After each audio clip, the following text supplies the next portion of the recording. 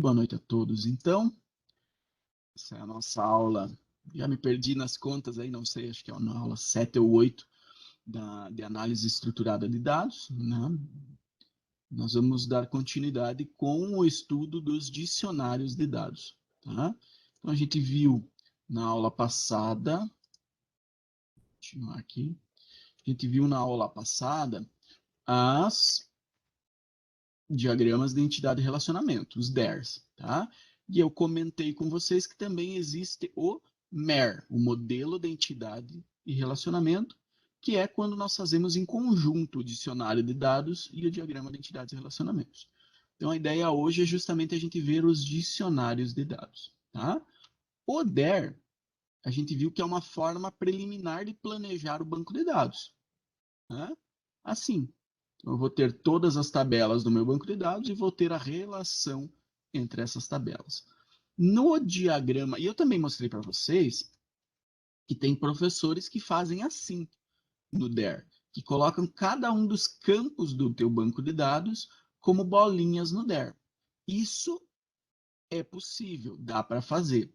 Eu não recomendo porque eu acho que fica muito bagunçado. A ideia é olhar para o diagrama e entender o que, que ele representa e como que, né, quais os relacionamentos entre tudo. Então, eu acho que colocando os campos aqui, fica tudo um pouco mais bagunçado e difícil de entender. A gente também viu que a ideia não é assim, não é fazer uma entidade para cada coisa, tá? Não vou ter uma tabela chamada Senhor dos Anéis, uma tabela chamada 50 Tons e uma tabela chamada Guarani. Eu vou ter uma tabela para guardar livros. E aí eu guardo livros na tabela de livros. Eu não tenho uma tabela Davidson, Tatiana e Rodrigo. Eu tenho uma tabela chamada alunos. E eu guardo alunos na tabela alunos. Tá? Vimos também que é uma entidade fraca, que é essa ideia de quando eu tenho uma relação N para N, né? E aí, como isso não pode existir no banco de dados, pelo menos não nos modelos que a gente utiliza atualmente, eu preciso quebrar e colocar no meio uma entidade fraca, que é esse losango aqui, que vai transformar esse N para N que não existe na prática em um 1 para N, N para 1. Tá? E aí ele vai ter os espaços para fazer as ligações na entidade fraca. Eu falei para vocês que os códigos, as chaves estrangeiras, vão sempre do lado do N. Tá? Então vão sempre do lado do N. O dicionário de dados, a gente vai esmiuçar o que a gente viu no DER. Tá? Então lá a gente viu que vai ter uma tabela de livros, aqui a gente vai descrever o que é essa tabela de livros, em detalhes. Escreve a composição dos dados agregados, por exemplo, ligações, e é uma tabela simples. Então, aqui não é mais um diagrama, é uma tabelinha no Word da vida, no editor de textos. Tem gente que prefere fazer, por exemplo, no Excel, né, no editor de planilha. Eu não sei, para mim tanto faz, funciona das duas formas. Basicamente, a gente tem uma chave, um nome, um tipo, tamanho e descrição. Então, é uma tabela com 5 campos, basicamente. Tá? E também tem a descrição das chaves e das chaves estrangeiras. Tem gente que faz essa descrição das chaves e das chaves estrangeiras em uma outra tabelinha embaixo. Tá? Tem gente que prefere colocar junto na descrição, no campo descrição. Eu prefiro colocar junto no campo descrição. Tá? Tem gente também que coloca alguns campos a mais. Por exemplo, sei lá, imagina que eu tenho alguns campos na minha tabela que tem uma validação. Tá? Então, eu poderia colocar aqui do lado um campo a mais na minha tabela, validação, onde eu descrevo qual é o passo a passo para a validação. Tá? Por exemplo, o campo CPF, validar conforme algoritmo de validação do CPF. E-mail, validar se possui pelo menos um arroba e um ponto depois do arroba. Né? Então, eu poderia colocar um campo a mais para descrever isso e facilitar para quem vai programar. Ou eu posso não fazer, né? Depende da visão. Se eu já estiver pensando com esse passinho dentro da programação, eu posso colocar isso também. Eu já vi também pessoas não colocarem o campo descrição. Tá? Mas para mim fica... Assim, eu não uso descrição em tudo. Né? Por exemplo, campo idade. Qual a descrição do campo idade? Guardar a idade do cliente. Porra, não está escrito idade no nome? Então eu não preencho todas as colunas, todas as descrições. Mas nas descrições que forem importantes, aí eu preencho. Então eu recomendo que vocês mantenham esse campo de descrição, nem que você não preencha todas elas. Tá? Então isso é interessante a gente ter. E a descrição das chaves primárias e chaves estrangeiras, também eu posso colocar ou aqui dentro ou colocar uma tabelinha à parte. Tá? Então, basicamente, vamos trabalhar nesse aqui. Ó. Vamos fazer um exemplo desse meu esse meu DER aqui. Achei que não estava apresentando para vocês, mas agora vi que está. Então, vamos trabalhar nesse aqui, por exemplo, com a tabela de livro. Né? Então, parei aqui a apresentação. Vamos, dicionário 01. Coloquei um título aqui. Reparem que aqui em cima eu vou colocar o nome da minha tabela. Tá? E ela tem que estar batendo com o nome que estiver aqui no meu DER. Então, no DER eu chamei só de livro. Então, aqui eu não posso chamar de tab livro. Eu vou chamar de livro. De preferência, inclusive, mantendo maiúsculas e minúsculas. Tá? Além disso, eu posso colocar um título para facilitar. Tabela 01, livro. Tá? Então, por exemplo, eu faria assim esse meu DER. Aqui eu vou começar a colocar o meu dicionário de dados. Aqui eu vou começar a colocar as informações de cada um dos campos que compõem essa minha tabela. Tá? Por exemplo, então, aqui no chave é para dizer se o campo é algum tipo de chave ou não.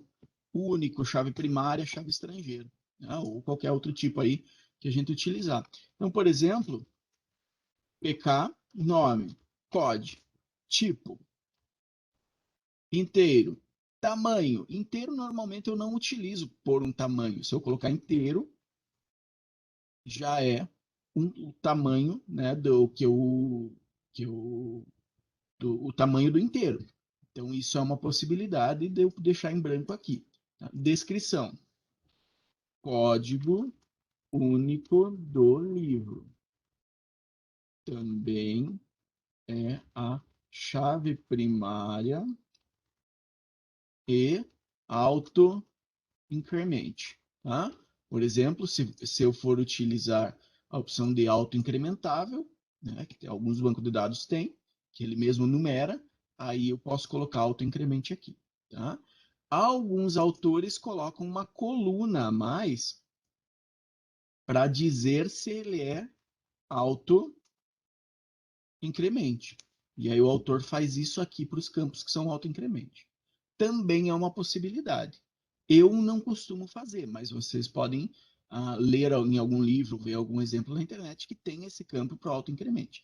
Tem gente, pessoal, que faz essa tabela com 12 campos, 15 campos. O cara coloca várias coluninhas, tá? Nós estamos trabalhando no básico. Coluna. Aí. Então, eu estou trabalhando com um dicionário de dados básico para vocês aqui. Tem como colocar algumas opções a mais? Tem. Tá? Eu utilizo a descrição para colocar essas informações a mais. Tá?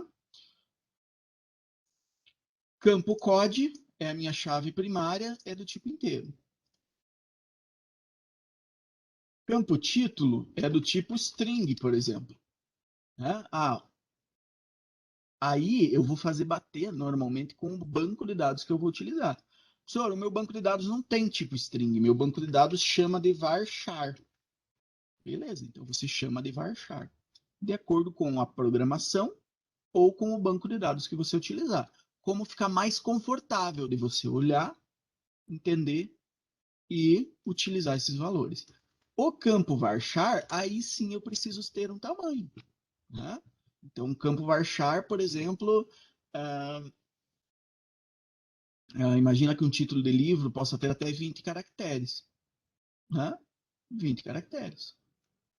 Descrição. Preciso descrever o que eu vou guardar num campo chamado título? Acho que não, né? Vamos pular para o próximo. Subtítulo. Varchar. Tem alguns subtítulos que são mais longos. 30 caracteres. Não preciso descrever também. Né? Então, eu posso deixar isso em branco. Uma coisa que é interessante colocar também é se o campo pode ser nulo ou não. Né? Então, nesse caso, aí sim eu poderia fazer isso aqui. Porque no banco de dados tem aquela opção, se o cara pode deixar esse campo em branco ou não. Nesse caso, é importante eu colocar, né? Se eu utilizar bastante essa possibilidade, é importante eu colocar essa coluna também no meu dicionário de dados. Né?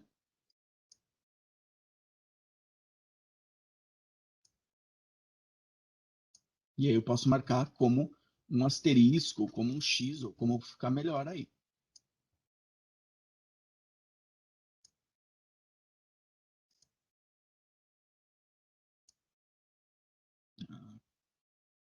Aqui. Beleza. Então, o título, por exemplo, é obrigatório, o subtítulo é opcional. Né? Talvez tenha livros que não tenham subtítulo. Então, eu posso utilizar essa coluna para marcar essa informação. O que mais que eu preciso guardar do livro? Título, subtítulo, código, edição. Reparem que eu vou utilizar conforme eu guardo no banco de dados. Tá? É o nome dos campos. Então, se por algum motivo eu prefiro não utilizar cedilha e tio no meu banco de dados, porque tem alguns bancos de dados que dão problema, porque eu sou acostumado assim ou o que for, aí aqui eu também coloco igualzinho tá lá. Tá? Inclusive, eu estou mantendo até as maiúsculas e minúsculas. Por isso que está tudo como minúsculo. Edição pode ser inteiro. Né? Inteiro não tem tamanho. Tem alguns livros que não têm essa informação de edição, então vou deixar que pode ser nulo, sim. Descrição, também não acho necessário. Tá? Que mais que eu preciso guardar? Professor, eu quero guardar a quantidade de páginas, porque se o cara for procurar ali no, no sistema, eu quero que ele saiba antes de emprestar o livro, ou antes de pegar na prateleira, quantas páginas tem. Beleza.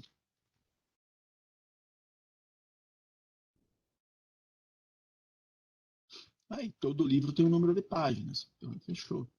Ou talvez alguns não tenham numeração, eu queira deixar em branco, pode ser. Então, aqui vai de você começar a planejar cada informação, o que, que você vai querer guardar e o que, que você não vai querer guardar no teu banco de dados. Tá? Por exemplo, autor.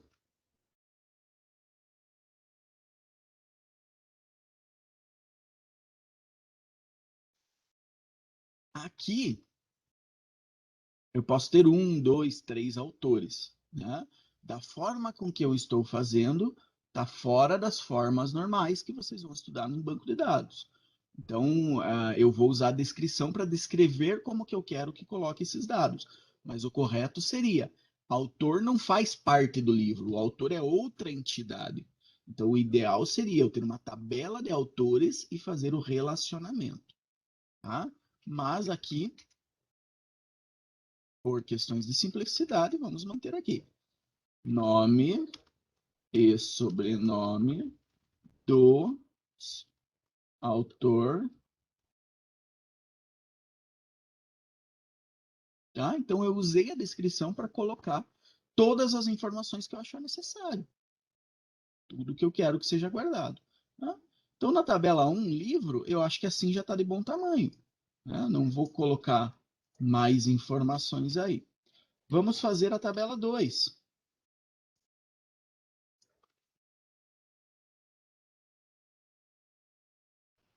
E reparem que essa tabela 1, o livro, de acordo com o nosso planejamento aqui, ele não tem nenhuma chave estrangeira, tá? Porque o N está só do lado do exemplar. Então, ele não vai ter chaves estrangeiras. Se eu fizesse uma tabela para guardar os autores, aí sim o código do autor iria no livro. Tá? Tabela 1 era o livro, tabela 2, exemplar. Tá? Por padrão, para fazer mais sentido no SQL, a gente sempre usa no singular. Tá? A gente sempre usa no singular. Por quê? Porque quando eu for fazer um select, né, aí faz mais sentido. Então, né, fica mais... segue a sequência lógica do que da forma com que você vai escrever. Né? Select, nome, pode, vírgula, título, vírgula, autor, from livro, where livro ponto code menor que 10. Então, ó, eu estou falando do livro, onde o código do livro for menor que 10. Né? Então, é um exemplo de um código SQL aí. Tá? Lógico, eu tenho formas diferentes. Nesse caso, eu não seria nem obrigado a colocar o nome da tabela, mas a ideia é essa. Então, eu acabo, né, seguindo por padrão essa ideia de usar no singular. Exemplar. No exemplar, o que eu vou precisar guardar? Bom, eu vou guardar uma chave primária do tipo código. Código integer, sem tamanho, não pode ser nulo, obviamente, né? Código único do exemplar. Chave primária mais auto-incremento. Tá? Como esse exemplar né, vai ter algumas chaves estrangeiras, especificamente do livro, então a gente vai ter que descrever isso aqui embaixo. Né? Então vamos lá. FK, foreign key, chave estrangeira. Pode, livro. Por padrão, todas as minhas chaves estrangeiras eu uso essa nomenclatura. COD, underline, que é a tabela para que ela aponta. Né? Padrão professor Davidson. Professor Celso, que dá banco de dados para vocês, não utiliza COD, ele utiliza ID. Ótimo. É o nome do campo que ele utiliza. Eu acostumei a utilizar assim, sempre uso assim. Tá? Mas fiquem né, tranquilos aí para usar da forma que vocês utilizarem, né, acharem melhor. Integer, né? Tamanho, integer não vai ter tamanho. Alguns tipos de banco de dados permitem você definir o tamanho do int. Outros não. Outros você teria, por exemplo, integer, aí big integer, um signed integer, mas aí você muda o tipo e não o tamanho do inteiro. Tá? Chave estrangeira não tem, não pode ser nula, né? O exemplar tem que ser de algum livro. Como é que eu vou ter um exemplar na mão que não é de livro nenhum? Não dá. Então, pode ser nulo. E na descrição, aqui é interessante, pessoal, como a gente está falando de chave estrangeira, é importante você explicar. Aponta para a tabela livro. Tá? Não pode permitir a exclusão do livro que possua um exemplar cadastrado. Então, aqui, para evitar que a gente tenha que fazer uma tabelinha à parte para descrever o que acontece, as ações que ocorrem, né, no on update, no delete, o que vai acontecer, eu descrevo aqui na descrição. É uma forma interessante de fazer direto na mesma tabela. Tá? Código do livro inteiro. Eu cadastrei um livro, né, um exemplar de um livro, por exemplo, do Harry Potter na biblioteca do IF. Tá? Então, eu tenho o livro do Harry Potter, eu tenho 3 exemplares desse livro. E aí alguém vai lá e clica para excluir esse livro. Eu posso excluir o livro Harry Potter Se eu tenho 3 exemplares desse livro, não posso. Preciso excluir os exemplares para depois excluir o livro. Então, a ideia é descrever aqui o que ele vai fazer. O que tem no exemplar? O exemplar vai ter, ó, não preciso do título porque já está aqui, não preciso do subtítulo porque já está aqui, não preciso da edição porque já está aqui, não preciso das páginas porque já está ali, não preciso do autor porque já está ali. Né? Eu posso ter um campo estado do livro, que é para descrever se ele está bom, se ele está estragado, se ele está dado baixa. Então, né, eu posso ter esse estado pode ser em integer, estado 0, livro bom, estado 1, livro ruim, estado 2, livro estragado, estado 3, livro em conserto, estado 4, livro perdido, né?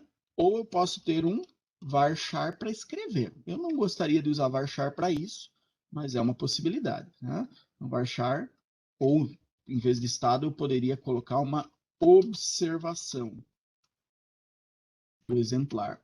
E aí eu teria essa observação do tamanho que eu quisesse para fazer a observação daquele exemplar. Né? Posso escrever aqui do lado o que eu preciso guardar. Eu acredito que aqui já esteja de bom tamanho. Código e o código do livro. Né? Eu posso, por exemplo, pôr data compra,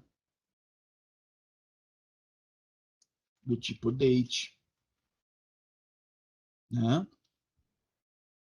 Eu posso colocar tipo aquisição, tipo aquisição, do tipo varchar. Opa, varchar. Para a pessoa escrever se veio comprado, se veio por doação, se veio, né, de alguma forma aí. Então, posso ter esse campo. São alguns exemplos das informações que eu preciso guardar. Né? Professor, no meu eu não tenho esse tipo de aquisição, nem a data da compra. O livro está ali e acabou. Beleza, então o livro está ali e acabou. Você não precisa ter esses 2 campos a mais. Tá? Então, fechamos a tabela 2, exemplar. Vamos para a tabela 3. Tabela 3, o nosso vai ser o empréstimo. Mas para mim fazer o empréstimo, eu vou precisar fazer o cliente, porque eu preciso do código do cliente. Eu não preciso seguir exatamente essa ordem aqui, mas é interessante seguir a ordem, né? Uma ordem que faça sentido. Tabela 3, cliente.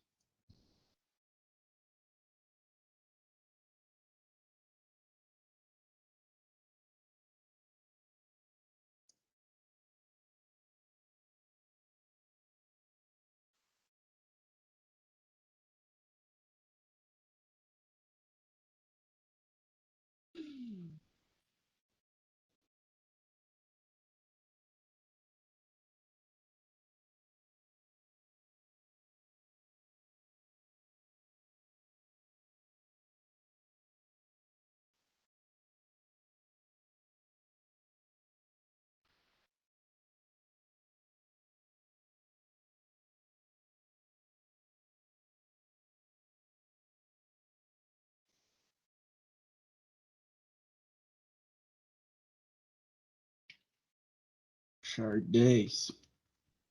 Ó, então, nome é obrigatório, sobrenome é obrigatório, RG é obrigatório, por exemplo. Tá? No nome, aqui eu posso escrever nome mais nome do meio. Tá? Sobrenome é só sobrenome, idade é a idade, RG é o RG. Tá?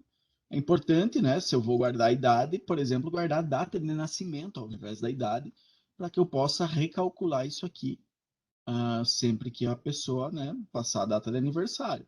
Mas tudo bem. Código, nome, sobrenome, idade e RG. Ah, professor, é o sistema de biblioteca lá do IF. Ele precisa guardar também a matrícula, né? Então é aquilo que eu falei para vocês. Vai variar de sistema para sistema a forma com que você faz. Matrícula,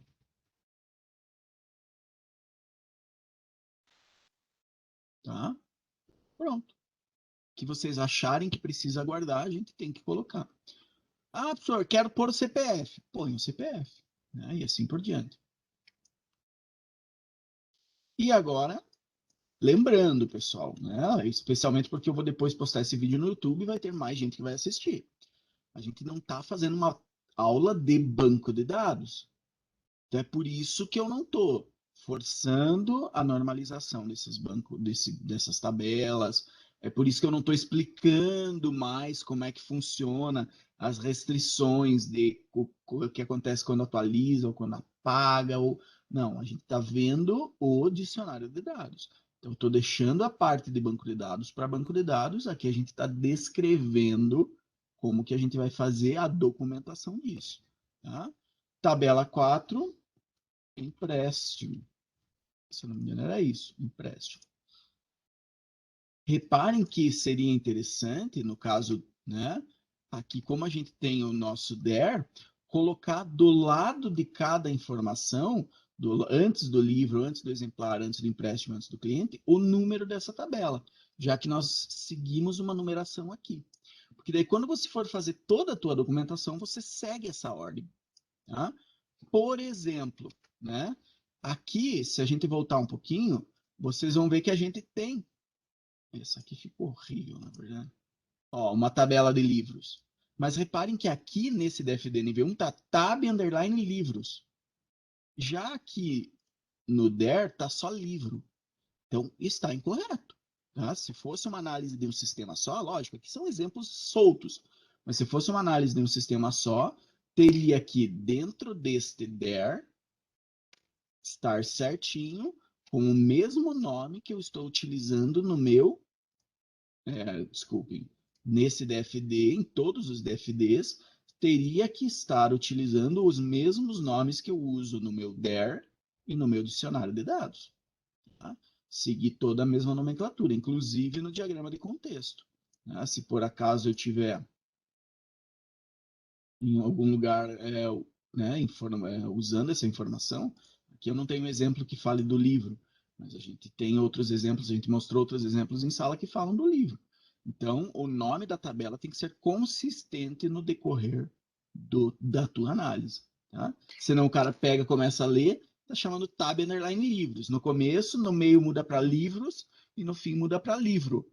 Daí vira uma bagunça. Então a pessoa tem que ter essa constância e, inclusive, numerar ajuda nisso. Então é importante que a gente pense nisso também. No empréstimo, povo, a gente viu aqui, ó, a questão do item do empréstimo. Eu vou fazer um exemplo sem o item do empréstimo e depois vou fazer um exemplo com o item do empréstimo para vocês verem a diferença. Então, nesse primeiro exemplo, né,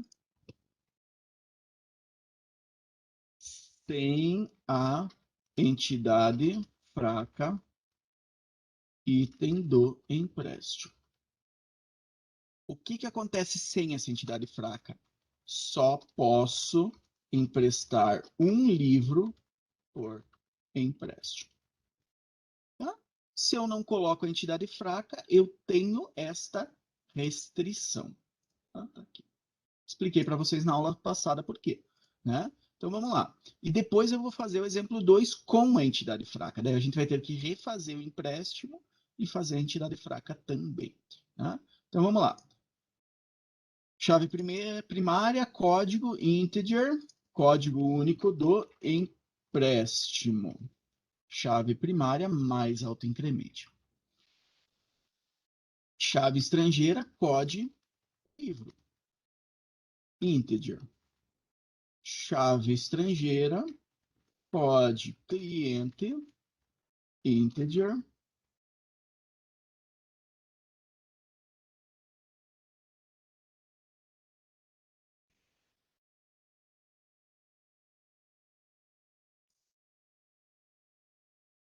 Aí vamos aproveitar, já que já inventaram Ctrl+C, Ctrl+V, né?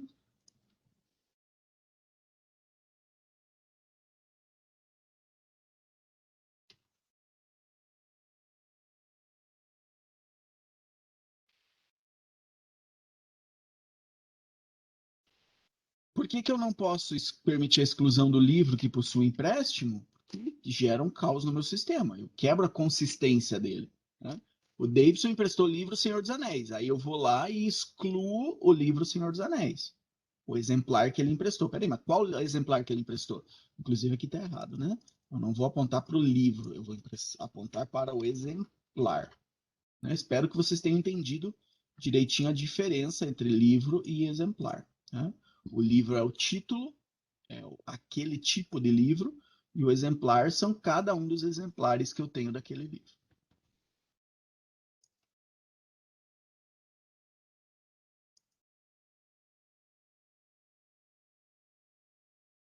Já sei qual é o exemplar que foi emprestado, já sei qual é o cliente que emprestou. Data empréstimo, data prevista de devolução, data devolução.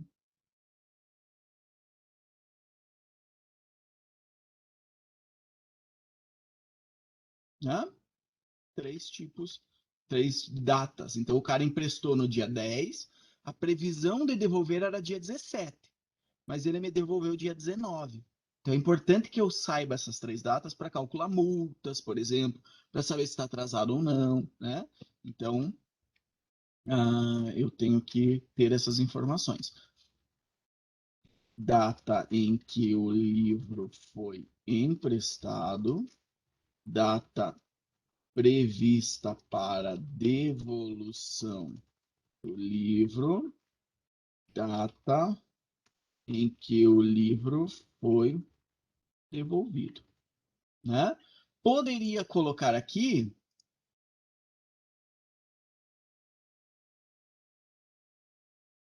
status do tipo byte, né? Para dizer 0 se já foi devolvido, se não foi devolvido, 1 se foi devolvido, 2 se está em atraso. Mas esse status eu consigo calcular sabendo essas três datas, né? Então, vamos deixar sem ele por enquanto. Eu acredito que isso aqui seria o suficiente, né? Exemplar, cliente e as datas. Isso é o suficiente para mim,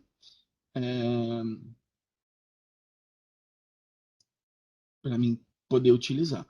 Vamos refazer ele, então, com a entidade fraca, só para vocês verem a diferença e até ver como é que eu faço uma entidade fraca no, no, no dicionário de dados. Exemplo 2, com a entidade fraca. Item do empréstimo.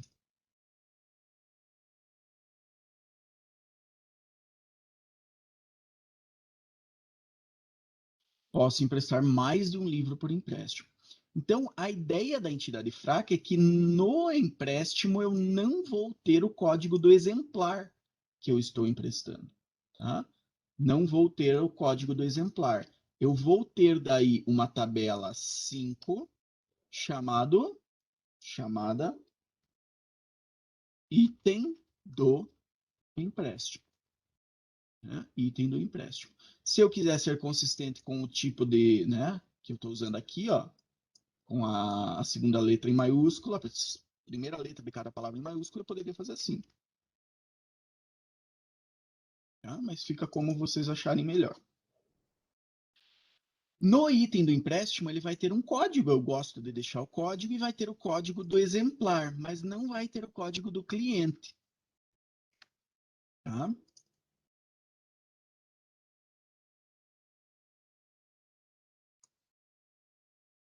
Vamos trabalhar um de cada vez. Então, na tabela empréstimo, eu não vou guardar o código do exemplar, vou guardar apenas o código do cliente que está emprestando. Tá? Talvez eu possa colocar as datas na tabela empréstimo, ou eu posso colocar as datas na tabela item do empréstimo. Por quê? Porque imagina que cada livro pode ser que ele tenha uma data uma quantidade de dias que você pode ficar diferente, né? Talvez os livros de literatura você pode ficar 15 dias. Talvez os livros de conteúdo, né, de disciplinas, você possa ficar somente uma semana. Talvez os livros de consulta restrita você possa ficar somente 3 dias. Talvez se for um DVD, você possa ficar um mês, né? Então, se eu tenho essa variação, eu teria que tirar essas datas do empréstimo e deixar essas datas aqui no meu item do empréstimo, tá? Só que com o detalhe que no item do empréstimo não tem o código do cliente, porque o código do cliente eu já estou guardando aqui no empréstimo. No item do empréstimo eu tenho o código do exemplar que eu estou emprestando e o código do empréstimo. Tá? Aponta para a tabela empréstimo.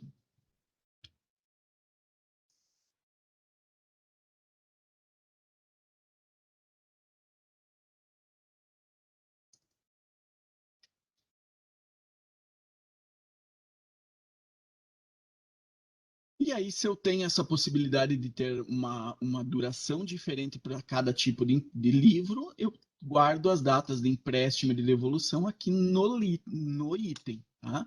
Até porque o meu cliente pode querer devolver somente um dos livros. Ele pegou 3, mas só está devolvendo um. Então, eu tenho que guardar no item se ele foi devolvido ou não. Tá? Então, a ideia, povo, com a entidade fraca é tirar as informações, algumas delas, da tabela empréstimo e jogar na entidade fraca. Reparem que essa entidade fraca não é somente as chaves estrangeiras. Tem autor que utiliza essa descrição. Entidade fraca, somente chaves estrangeiras. Não, eu posso ter até uma chave, um código primário key.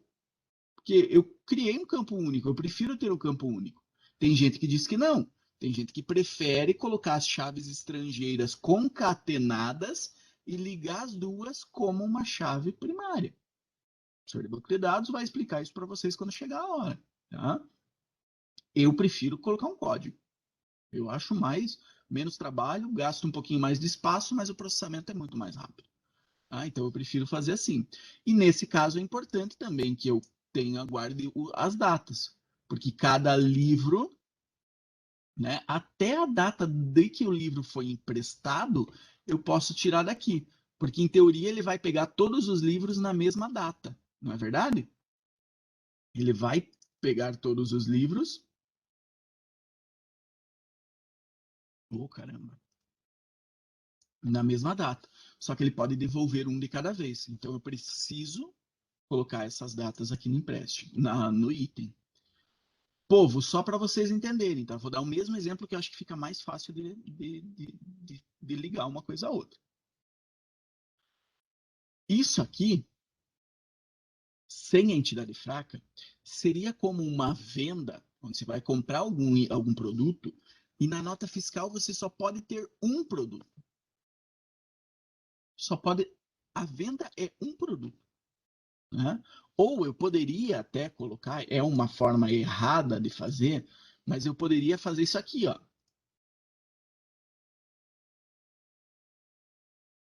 Código do exemplar 2. Código do exemplar 3. Né? Eu poderia fazer assim, mas está errado perante as formas normais, não devo fazer isso. E é uma questão chata, porque se o cara quiser emprestar 4, não, daí o meu sistema só empresta 3, não empresta 4. Né? E se o cara só emprestar 1, esses dois campos eu vou deixar zerado? Então olha que esquisito, não é verdade? Então isso aqui é a maneira incorreta de fazer isso. Quando eu posso emprestar mais de um ou vender mais de um, aí eu preciso fazer com uma entidade fraca chamada itens do empréstimo. Ou se fosse uma venda, tá? Se fosse uma venda, venda no mercado aí. Não tem a nota fiscal, ou o ticketzinho que te entregam? Imagina que a venda, tá? Ou nesse caso o empréstimo, é o ticket. Porém, cada linhazinha, cada produto é um item daquela venda. E aí cada item vai ter o seu valor. Cada item vai ter a sua quantidade. Né? Arroz eu comprei 3. A R$ 5 cada um. A açúcar eu comprei 2. Então, esse item seria cada item que foi vendido ou cada item que foi emprestado. E aí o item tem que estar ligado à venda ou ao empréstimo. Tá? Tem que haver esse relacionamento.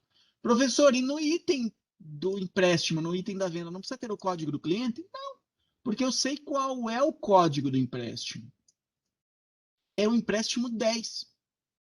Quem é o cliente que emprestou, fez o empréstimo 10? Ah, é o João. Então, o cliente é o João. Tá? Então, a ideia é isso. Lembrando que se eu utilizar 100, é isso aqui. Se não, eu excluo esse e utilizo só o próximo. Beleza, povo? Encerramos para hoje.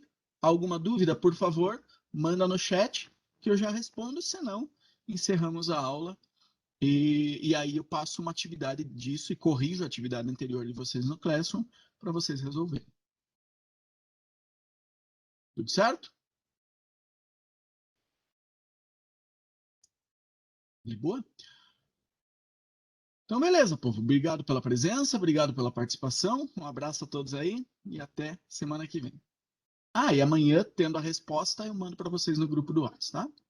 Falou, povo. Até mais. Estão dispensados.